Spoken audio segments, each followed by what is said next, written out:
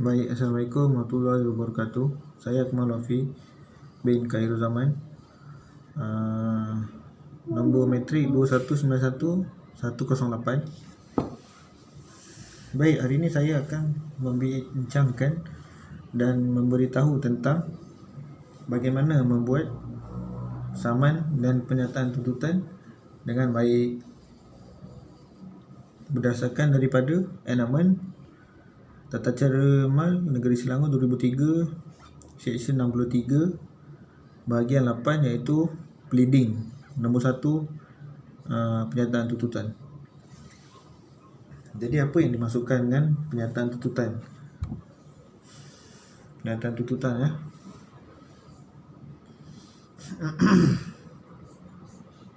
Sebelum kita masuk kepada poin-poin apa yang kena ada di dalam suatu pernyataan tuntutan tersebut, ialah kita kena memahami apa yang dimasukkan dengan pernyataan tuntutan tersebut. Siapa yang hendak menuntut dan siapa pihak yang akan dituntut oleh seseorang ataupun pihak-pihak yang akan menuntut tuntutan tersebut. Jadi sebagaimana yang dijelaskan pada Seksyen 63 bahagian 8 pleading Enakmen Tata Cara Mal Negeri Selangor, Seksyen 63 pernyataan tuntutan berbunyi, yang pertama ialah kita belum masuk lagi pada poin di dalam suatu di dalam poin untuk membuat pernyataan tuntutan tersebut. Okey, kita akan membincangkan tentang Seksyen 63, iaitu pernyataan tuntutan ialah pada nombor 1 ialah tiap-tiap pernyataan tuntutan hendaklah ditandatangani oleh plaintiff atau peguam syar'i yang mewakilinya dan hendaklah mengandungi suatu pernyataan yang ringkas lagi padat dalam perenggan-perenggan yang bernombor. Maksudnya ialah dalam perenggan-perenggan pernyataan tuntutan tersebut ialah mempunyai isu-isu ataupun poin-poin yang plaintiff ataupun pihak-pihak hendak mereka tuntut tersebut. Seterusnya ialah tentang fakta-fakta yang dijadikan sandaran oleh plaintiff dan menunjukkan kawasan tindakannya, termasuk bukti-bukti mengenai apa-apa sifat khas yang atasnya plaintiff mendakwa. Maksudnya ialah fakta-fakta yang plaintiff atau pihak-pihak yang hendak menuntut tersebut ialah pihak tersebut memberikan fakta-fakta yang betul berkaitan dengan suatu tuntutan yang hendak mereka buat. Faham? Itu maksud saya sebenarnya. Fakta apa yang sebenarnya yang pihak tersebut mereka hendak tuntut. Maksudnya macam ni, seorang tu dia mendakwa, dia nak menuntut sesuatu, tapi apa fakta yang dia nak jadikan, apa yang fakta sebenarnya yang dia nak tuntut untuk dia mendapatkan tuntutan tersebut. Fakta-fakta yang betul, bukan fakta-fakta yang palsu yang diberikan oleh pihak-pihak ataupun plaintiff. Dan seterusnya menunjukkan kawasan tindakannya. Menunjukkan kawasan tindakannya ialah menunjukkan bukti-bukti yang menunjukkan dia boleh menuntut pernyataan suatu tuntutan yang mereka hendak. Seterusnya yang B ialah bukti-bukti tuntutan yang mencukupi. Bukti-bukti tuntutan yang mencukupi ni maksudnya ialah apa-apa bukti-bukti mengenai tentang pihak-pihak. Maksudnya bukti-bukti peribadi lah, bukti-bukti peribadi yang basic mahkamah akan tengok berkaitan dengan pihak-pihak yang nak menuntut tu. Antara ni ialah IC, CJ perakuan nikah, seri perakuan cerai, seri perakuan rujuk. Lepas tu kalau macam contohnya macam dia nak tuntut harta, dia kena bagi apa bukti-bukti yang dia nak tuntut, bukti-bukti yang dia bayar, bukti-bukti yang dia lansaikan tiap-tiap bulanan, komitmen bulanan yang dia akan yang dia buat tiap bulan. Bukti-bukti itu yang mahkamah akan tengok. Bukti-bukti tu yang mahkamah akan siasat. Betul ke tidak dia buat kan, dia laksanakan.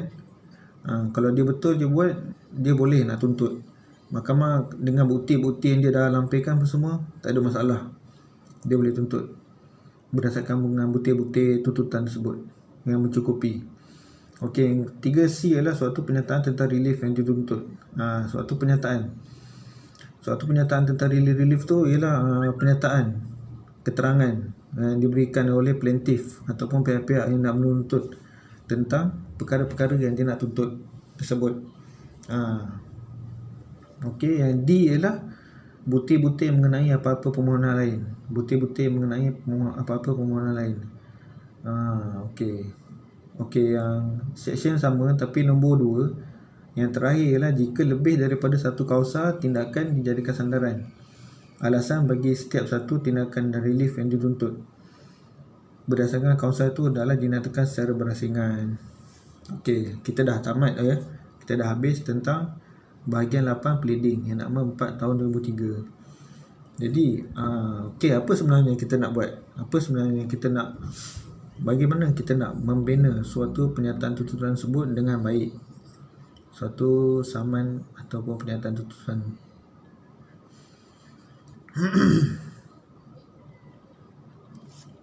Okey, sekiranya pihak-pihak ataupun plaintiff pergi ke mahkamah untuk membuat suatu tuntutan, ataupun mereka telah melantik peguam syar'i untuk membuat apa-apa tuntutan, mereka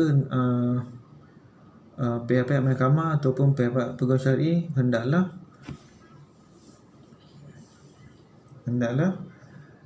menerima apa-apa pernyataan tersebut daripada plaintiff ataupun pihak-pihak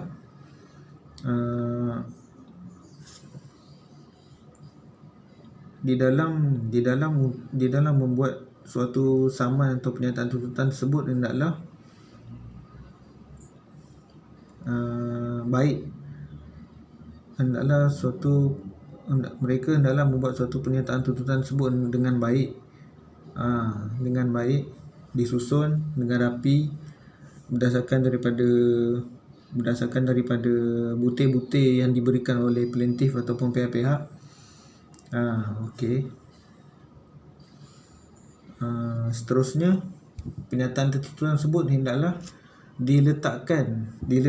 Okey, nombor 2 ialah pernyataan tuntutan tersebut hendaklah diletakkan isi-isi ataupun isu-isu yang berkaitan dengan apa yang hendak dituntut oleh plaintiff ataupun pihak-pihak. Okey, kita ambil contoh kes